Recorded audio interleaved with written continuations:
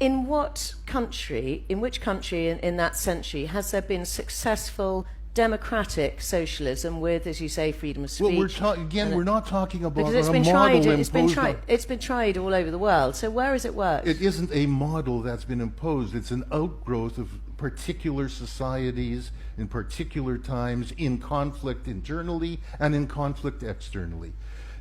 You say, but that's true you of say any socialism ideology. in Cuba didn't work. Did capitalism in Cuba work?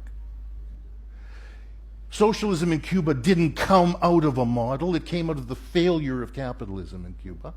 And what happened to socialism in Cuba cannot be understood from beyond the fact that it sits on the periphery of the greatest empire in world history. Right? Did socialism in Mozambique work? No. But one has to understand that, obviously, in terms of the conditions of Mozambique, its social resources, its place in the world. I can point to 100 capitalist societies which we could say fail in Aaron's terms, in terms of liberty. Well, look at the number of capitalist dictatorships in history.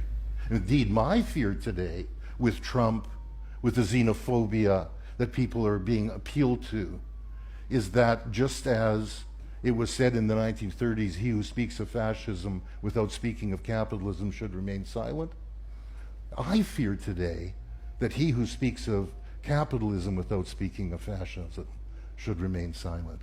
It may be we will turn to socialism, because the alternative, in the name of individual freedom, is to treat everyone else as an asset. So you're basically saying it's the least worst, okay?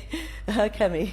No, it's not necessarily. It's what we can do to realize our potential once we free ourselves of being treated as assets by people with property. But where has it actually worked in a democratic way with freedom of expression? It's not a model.